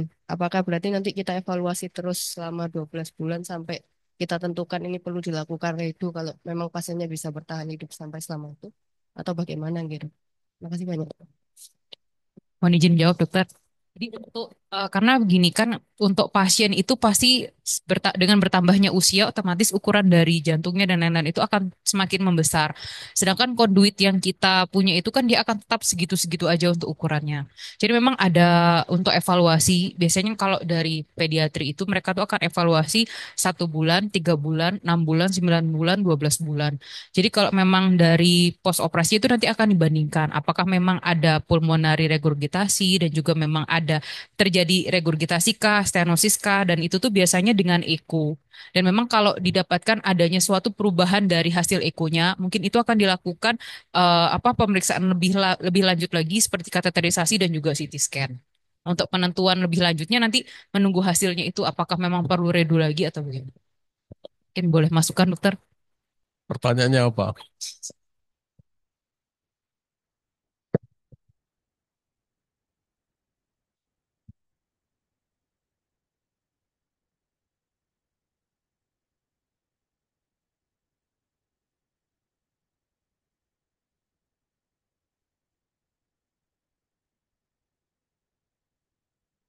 Ya, jadi Rastelli ya maksudnya ya. Rastelli. Rastelli kan pakai protese valve conduit. Dan itu adalah pabrikan ya, bikinan pabrik toh. Itu adalah suatu eh, apa namanya protese yang nggak bisa tumbuh kembang. Ya, ketika pertama dilakukan Rastelli, saya punya pasien Rastelli dan alhamdulillah berhasil. Pasien umur 3 bulan atau 4 bulan, saya Rastelli waktu itu. Tapi nggak pernah kembali lagi ya. Ya, padahal pulang dengan baik-baik loh. Hah? Orang Kalimantan. Hah? Oh, alamatnya juga lupa saya. Ya, jadi Rastelli itu dikerjakan. Rastelli kan mengikuti, saya bilang mengikuti size dari valve-nya, ya. Dan size dari valve-nya kan kita berdasarkan tabel, ya, tabel Kirkland, Kirkland atau apa berdasarkan berat badan, usia dan BSA, ya. Nah, di situ, ketika misalkan pasien dikerjakan pada usia 1 tahun, misal, atau kurang dari 1 tahun, 6 bulan misalkan, di Rastelli-in, ya. Tentu saja Rastelli itu kan juga ada size-nya. Jadi kalau kamu operasi Rastelli, nggak bisa cuma dikasih satu potong aja nggak bisa. Iya, lek cocok, lek gak cocok. Nah, jadi seperti halnya kamu mengganti katup itu loh, valve replacement. Jadi harus ada size 19, 21, 23, dan seterusnya sampai yang paling besar. Itu harus available. Sehingga ketika intraoperatif kita bisa memilih yang cocok pada pasien itu yang mana. Ya, walaupun di pre-op kita sudah mengikuti tabur Kirkland, tapi ketika operasi jangan mau dihidangkan hanya cuma 1 unit aja. Tidak boleh. Ya, jadi kembali lagi, size-nya itu menyesuaikan usianya dan berat badannya ya pada saat dioperasi. Yang kedua adalah harus diingat bahwa konduinya itu, protesnya itu nggak bisa tumbuh kembang. Sedangkan si pasien kan tumbuh kembang, bukan patung kan? Dia dikasih makan toh, ya tumbuh dan kembang. Akibatnya pada usia-usia pertumbuh kembangnya itu, ya pada usia misalkan ini, usia 2 atau 3 tahun, ketika dia dilakukan Rastelli usia 6 bulan, ya, ini harus dievaluasi secara kontinu. Nah, ketika berat badannya sudah bertambah pasien tersebut, ya, terus sudah ada gejala. Ya, ini tadi pertanyaanmu, harus ada gejala supaya bisa diganti. Apa gejalanya kira-kira? Ya, failure. Apalagi failure apa maksudnya? Ini pasien sudah di Rastelli-in, sudah di repair, artinya sudah ya dioperasi korektif. Terus kan harus dievaluasi usia 2 tahun atau 3 tahun. Apa gejalanya? Pakai logika aja. Hah? Apa? Maria? Apa? Sela? Kayak pulmonary stenosis. Kan PA-nya tetap kecil. Jadi nggak tumbuh kembang. Yang lainnya tumbuh. Ya. Sehingga terjadi suatu gejala seperti PS. Apa gejalanya? Hah? Sianotik. Ya. Pasiennya sianotik. Oke. PS itu kan sianotik kan? Sianotik disease toh. Ya. Jadi sianotik dia. Nah, ketika ya memang ada klinisnya ya, bisa-bisa juga mungkin ada spell dan sebagainya ya. Jadi kalau sudah ada gejala ya harus diganti. Ukurannya juga beda dengan untuk ukuran pertama, mengikuti berat badan, mengikuti usia. Oke, paham ya? Terus apa lagi pertanyaanmu? Cukup itu aja ya. Ini ya, follow up 4 sampai 12 bulan ya. Ini untuk yang infants yang dilakukan repair ya. Nah ini yang masalah. Truncal valve insufficiency ya, trunkus regurgitasi ya. Jadi istilahnya bukan aortic regurgitasi, bukan pulmonary regurgitasi, tapi truncal valve regurgitation atau insufficiency. Ini di repair dulu ya. Kalau enggak berhasil di replace. Lah umur 4 bulan di replace bagaimana caranya? Bagaimana caranya? Repair enggak berhasil. Masih AR berat misalkan. Harus di replace. Gimana caranya? Aortic root enlargement. Pakai metode apa? Teknik apa? Roscono ya. Pakai teknik Roscono ya. Jadi untuk pediatric valve repair, valve surgery itu kamu harus tahu apa yang digunakan tekniknya ya, Roscono biasanya ya. Nah ini tadi pertanyaan si Melisa, kondui kecil diperbesar ukurannya tadi adalah ini reopen ya, bukan reopen, redu Rastelli ya, jadi menyesuaikan. Oke, oke ada lagi. Nah ini arrhythmia ventricular karena right ventriculotomy.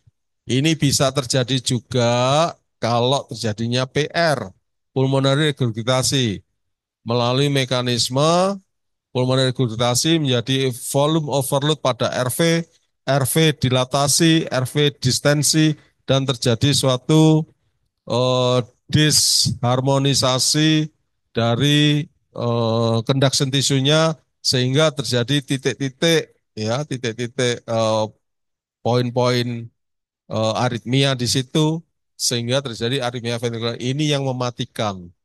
Jadi sudden death ya. Oke, Ira silakan.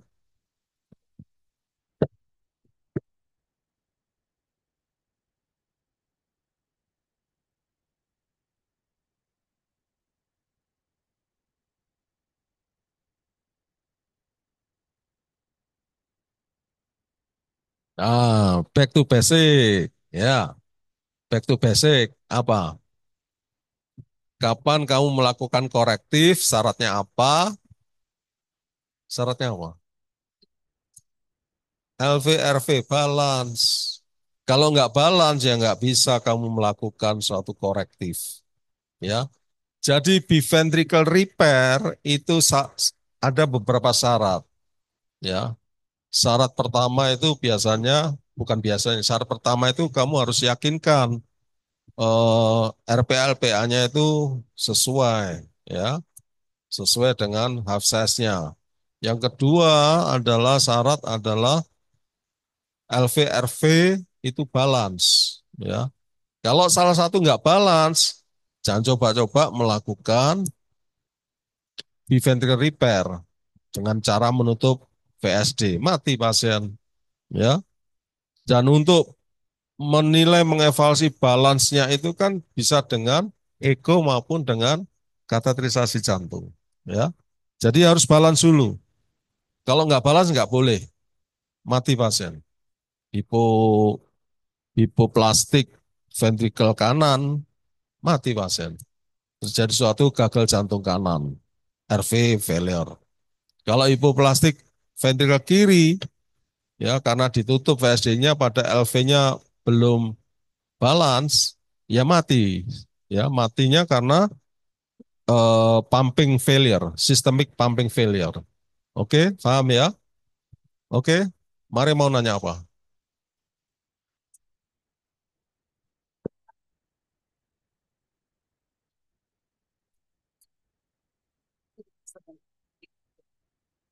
Kalau seandainya kita ketemu itu lakukan apa kita buat dia tetap menjadi kritis atau apa langsung kita ganti atau gimana? Karena saya belum pernah ada bayangan prepare yang ada 6 Ya itu ada teknik yang advance ya. Kalau kamu buka ya Miung jelas nggak ada. Mungkin yang Mafrodis itu ada, ya atau yang mungkin di Castaneda itu ada, ya teknik-teknik advance untuk terutama kasus-kasus advance termasuk trunkus. Jadi ada Saya pernah dulu dikasih kopian ya sama PP Desa apa itu. Ya, jadi ada 6 leaflet itu di repair ya menjadi 3 katup atau 4 katup ya. Dan tentu saja harus melakukan repair dari anulusnya juga ya, dengan anulusnya juga. Itu tekniknya saya lupa ya. Tapi itu di repair menjadi 3 leaflet ya, 3 leaflet. Oke, itu ya. Oke, ada lagi yang bertanya? Saya belum pernah juga ngerjakan hal seperti itu, tapi itu malah itu yang paling penting itu, turunkan valve insufficiency ini. Ini yang langsung mematikan karena failure. Ya, oke, cukup. Ada kasus? Ya, silakan.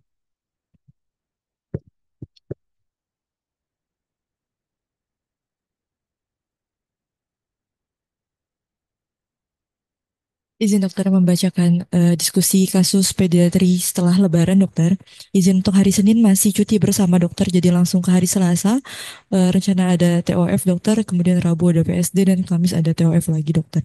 Untuk pasien hari Selasa atas anak-anak Ahmad Delvian usia 5 tahun berat badan 15 kilo dengan TOF Megum rasio 2,4 severe PS infundibular ASD dan MAPCA.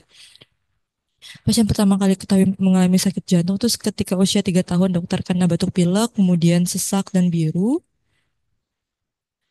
Ya, pasien dengan saturasi 82 sampai 83% room air, tampak sianosis dan juga clubbing pinjer dokter. Toraks fotonya kesan kardiomegali dengan boot shape dan oligemi. Ya dok, boot shape tuh. Ya. HB-nya poliseptemia dokter. Coba. Tet-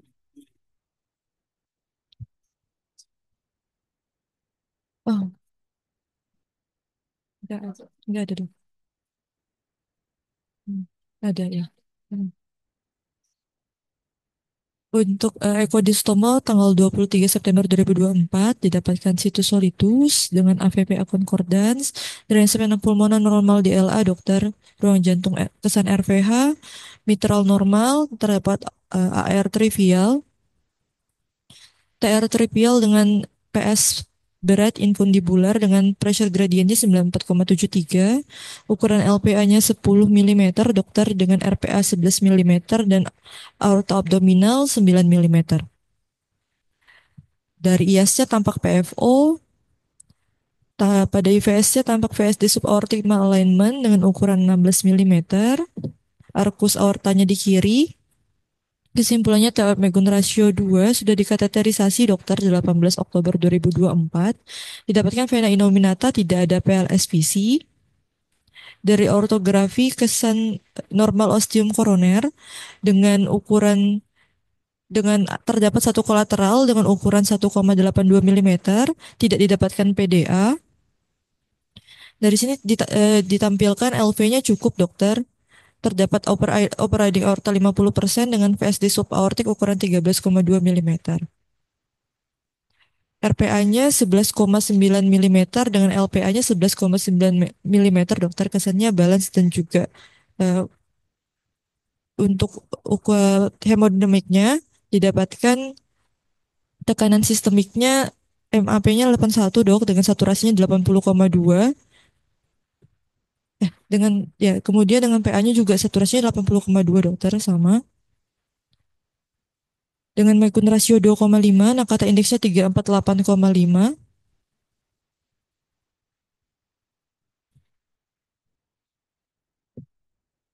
Dari keputusan PPJT tanggal 22 Januari 2025, dokter pro total koreksi dan siapkan suction ketiga dokter karena tadi ada eh, small kolateral dokter. Diakses dengan Mekun rasio plus severe PS infundibular ASD dan small collaterals. Planningnya untuk total koreksi dokter. Kalau small collateral apa bisa di coiling? Betul. Nah itu tadi ada tulisan coiling. Eh,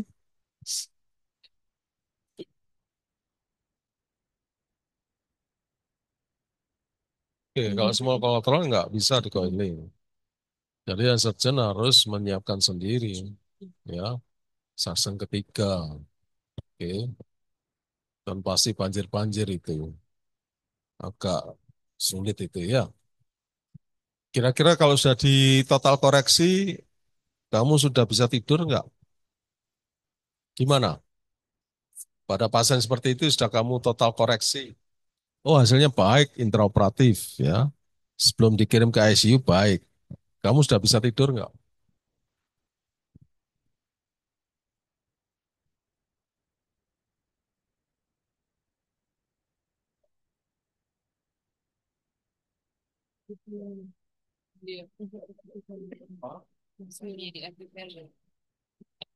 Jadi yang pertama adalah terjadi kalau seperti pasien ini ya.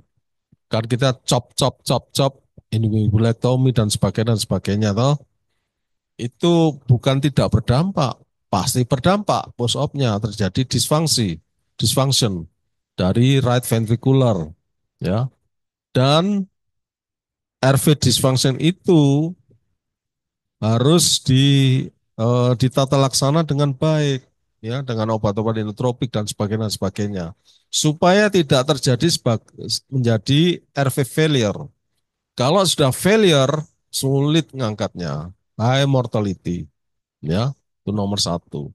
Yang kedua, pasien-pasien yang sudah ditotal koreksi tapi meninggalkan suatu kolateral ya, itu potensi terjadi suatu pulmonary hypertension postoperatif. Kan sifatnya left to right shunt akhirnya, ya. Sehingga pada pasien-pasien seperti itu, tata laksana hipertensi pulmonal harus dilakukan. Yang kedua, intraoperatifnya harus dibuat fenestrasi, ya, di level septum atrium, ya. Jadi dibuat ASD crescent. Oke, paham? Oke, next case. Hari apa? Why me? Apa? Oke, nggak masalah. Berat badan berapa ini? 15. Oke. Oke, saya ADP, nanti Dokter Sari juga ikut. Terus, silakan terus. Izin lanjut pasien hari Rabu Dr. Aslamaan Arvino, usia 5 tahun dengan berat badan 13 kilo, dengan diagnosa PSD inlet meluas ke outlet besar dengan pulmonary hipertensi berat. Pasien dengan keluhan muncul biru saat menangis 2 tahun yang lalu dokter, namun sampai sekarang tidak pernah biru lagi. Sejak saturasinya itu masih 98 dokter waktu ke poli. Diperiksa tidak ada cyanosis, kemudian terdapat murmur dan tidak ada clubbing pinjer. Kemudian berikut dari CSR-nya kesan kardiomegali dengan apex downward dan pinggang jantungnya cembung dan juga pletore.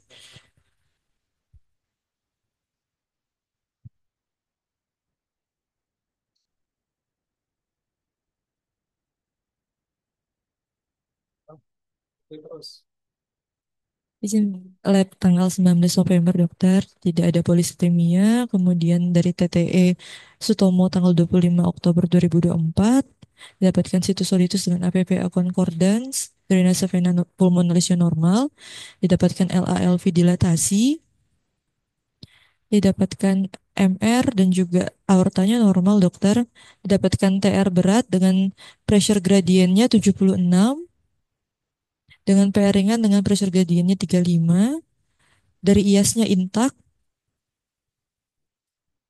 terdapat VSD perimembran ukuran 15 mm dengan pressure gradiennya 39, argus aortanya di kiri. Dari hasil CAT tanggal 21 November 2024, didapatkan terdapat vena innominata, tidak ada PLSVC. LV ukuran besar tampak kontras dari ventrikel kanan menuju ventrikel kanan dengan ukuran VSD-nya 18,5 mm, arkus aortanya di kiri. Didapatkan ostium koroner normal. Berikut hasil preoksigenasinya dokter. MAP-nya 86 dengan MPAP-nya 50 dokter, kesan lebih dari 2/3 atau pH berat, sudah diukur parinya 1,9 kpks 2,3 setelah oksigenasi oksigen tes didapatkan parinya turun jadi 1, KPKS-nya meningkat jadi 3,3, dokter hasilnya reaktif. Kesimpulannya PSD perimembran besar dengan pulmonary hipertensi berat. Dari diskusi PPJT tanggal 20 Maret kemarin, dokter di keputusannya untuk urgent PSD closure dengan ASD creation dan tata laksana PH post-op. Izin kita rencanakan hari Rabu, dokter. Hari Rabu. Ini pasien hari Kamis, dokter, atas nama Nona Sinta, usia 21 tahun dengan berat badan 44 kilo dengan diagnosa TOF, PA confluence Megun 1,74 dengan small collateral from LCC inthoracic lung. Pasien ini keluhan dengan mudah lelah dan sesak, dan jika beraktivitas itu ada kebiruan di seluruh ekstremitas dan bibir, keluhan nyeri dada dan dada berdebar tidak ada, dokter. Penyakit jantung bawaan sudah diketahui sejak kecil. Saturasinya 87% room air dengan cyanotic sentral dan juga clubbing pinjer, dokter. Berikut CXR-nya kesan oligemi, dokter. Untuk TTE 17 Maret 2024 di Stomo didapatkan situs solitus dengan AVPA concordance, kesan ruang jantungnya RVH. Semua vena pulmonalis bermuara di LA. Katup mitralnya normal dan katup aortanya juga normal. Trikuspidnya juga normal. Dari pulmonal terdapat PS input di bulum berat dengan pressure gradientnya 103, PA-nya confluence. Didapatkan ukuran RPA-nya 10 mm dan LPA-nya 13 mm, dokter. Tidak terdapat ASD. Terdapat PSD subaortik dengan malalignment ke anterosepalat. Dari eko ini dikatakan terdapat PDA kecil namun masih didedehkan dengan kolateral, dokter. Dengan fungsi sistolik baik, untuk tapsenya 1,9. Kemudian pasien sudah di CTA, dokter. Dari hasil CTA didapatkan ada vena innominata dengan situs solitus, AV concordance, dan dilatasi RARV. Kemudian semua vena pulmonalis bermuara ke LA. Tidak terdapat ASD, terdapat VSD subaortik dan overriding aorta. Tidak terdapat PDA, kemudian terdapat PS infundibulum dengan ukuran LPA-nya 12,0, kemudian distal dari RPA-nya 12,4 dengan ukuran aorta abdominalisnya 14,0 mm. Didapatkan normal koronari arteri dengan 2 koronari ostium, tidak terdapat koroner yang melintang. Dari sini dia katakan terdapat small collateral dari left common carotid artery, dokter, into right lung.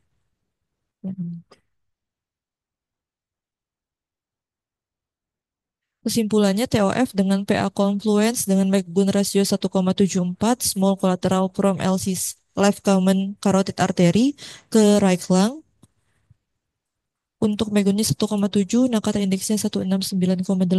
Dari keputusan PPJT 20 Maret 2025, diputuskan karena Megun rasionya sudah tercukupi, dengan half size-nya juga sudah tercukupi, pasiennya juga pasien dewasa, bisa langsung one stage untuk total koreksi. Izin kita jadwalkan Kamis untuk total koreksi, dokter. Oke, sekarang total koreksi sama-sama follow ya. Mari kita total koreksi.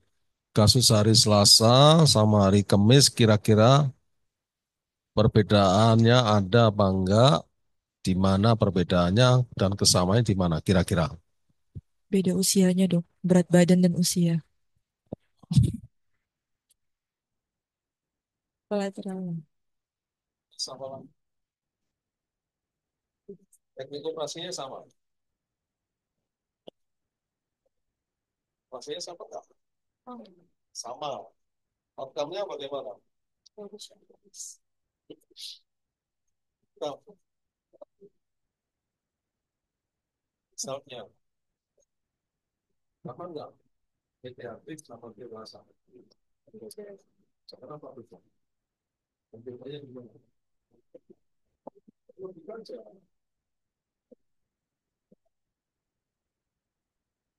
teknik operasinya sama, diagnosanya sama, ya, yang beda katanya kita berpakaiannya, umurnya, ya iyalah, jadi beda misalnya, gimana bedanya dan kenapa bedanya? Ketiga, Dari RP di depan. iya. Ya. Terus,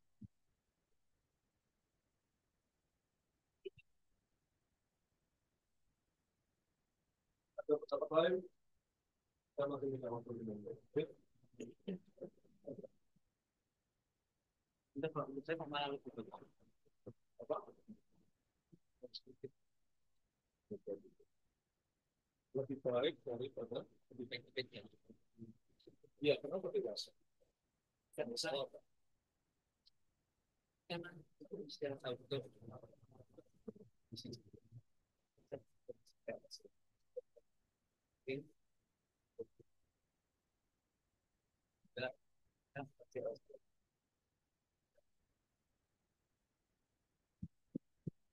Kalau urutan, ya.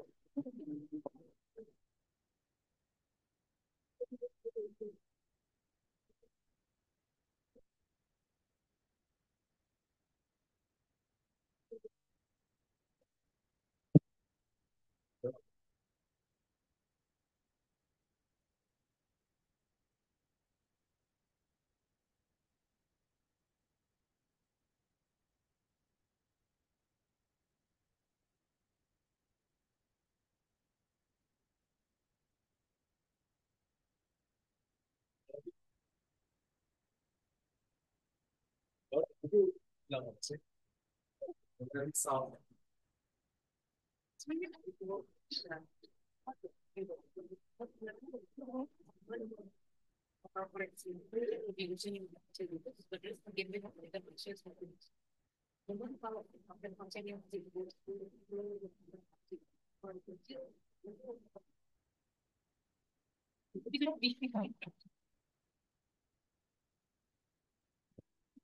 Makanya harus banyak ikut, ya, simposium-simposium, ya, conference-conference, bisa dapat informasi dari banyak tempat atau ngikuti jurnal-jurnal, ya.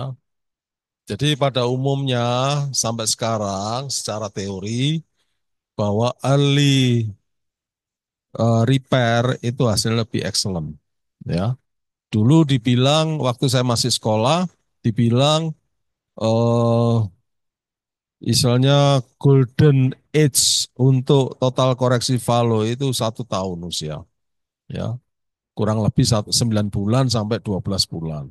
Tapi sudah bergeser sekarang era sekarang dengan kemajuan ilmu kedokteran dan teknologi, ya, itu lebih awal lebih baik dikatakan, ya, usia 3 bulan sudah bisa dikoreksi.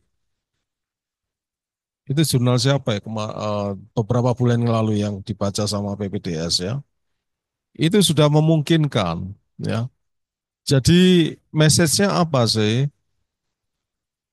Lebih cepat dikoreksi lebih baik.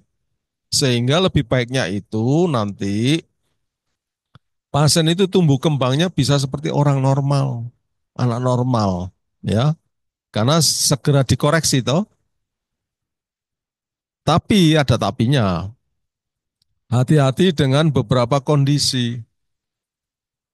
Apalagi kalau pasiennya itu lahir prematur. Apa yang dikhawatirkan? Maturasi tisunya bagaimana? Ya, dalam ini misalnya maturasi dari paru-parunya untuk bayi-bayi prematur atau misalnya Down syndrome dan sebagainya dengan TOF untuk di total koreksi. Ya, kita harapkan baik karena lebih awal dikoreksi. Tapi ada satu hal yang harus kita pikirkan, bagaimana maturasi paru-parunya, ya, untuk pasien-pasien yang eh, prematur, lahir prematur maupun misalkan dengan kelainan genetik lain, misalnya Down syndrome, ya. Itu kekurangannya di situ. Nah, untuk dewasa karena sudah terbiasa dengan kondisi seperti itu, ya. Kalau dikoreksi, ya walaupun berhasil, tapi tidak sedramatis yang dihasilkan oleh pediatrik, ya. Karena sudah pasien dewasa itu sudah long standing, jadi sudah terjadi suatu fibrosis di beberapa titik, di beberapa titik-titik di otot-otot jantung, ya. Karena seperti itu, sehingga kalau dikoreksi, ya itu hasilnya tidak memuaskan. Seperti halnya kalau misalkan cyanotic disease, walau misalkan pada dewasa, tapi belum bisa ditotal koreksi disebabkan karena megunnya nggak cukup, kan berarti dibitisan. Ya, padahal dia bisa hidup tanpa bitisan. Kamu lakukan bitisan, ya. Apa yang kamu harapkan? Apakah tujuan bitisan yang untuk menginjus enlargement dari RPLPA itu bisa tercapai? Belum tentu. Karena kondisi yang sudah long standing tadi di tingkat seluler, perubahannya di tingkat seluler, itu ada kemungkinan nggak bisa diperbaiki lagi. Gitu loh. Ya ada yang berhasil, tapi ada yang tidak berhasil. Tapi dari survei dikatakan untuk total koreksi valve itu hasil yang terbagus masih di bawah 1 tahun. Ya, oke.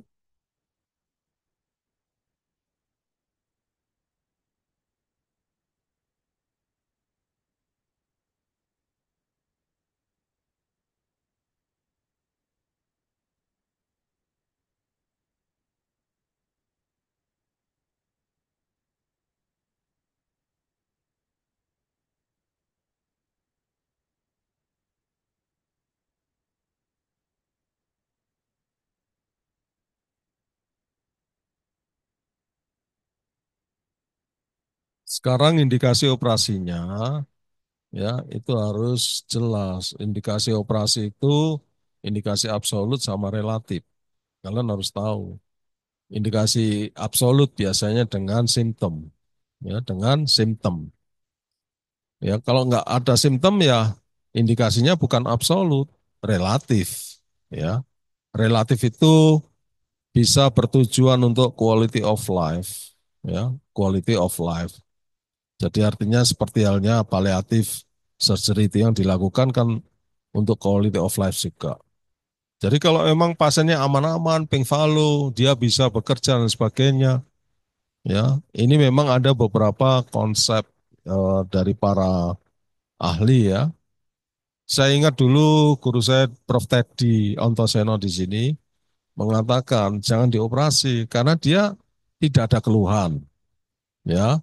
Walaupun ada masalah di janin, dia tidak ada keluhan. Yang kedua, dia masih bisa bekerja hidup dengan normal. Lah ngapain di ROD? Gitu loh.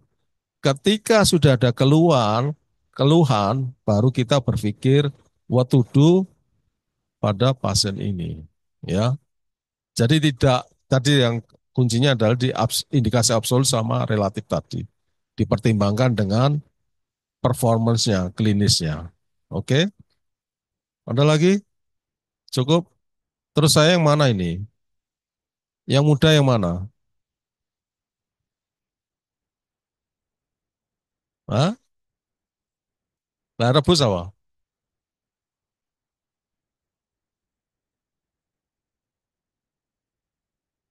Oh, sudah dipilih masing-masing toh. Ya wis sing tuwek ngalah.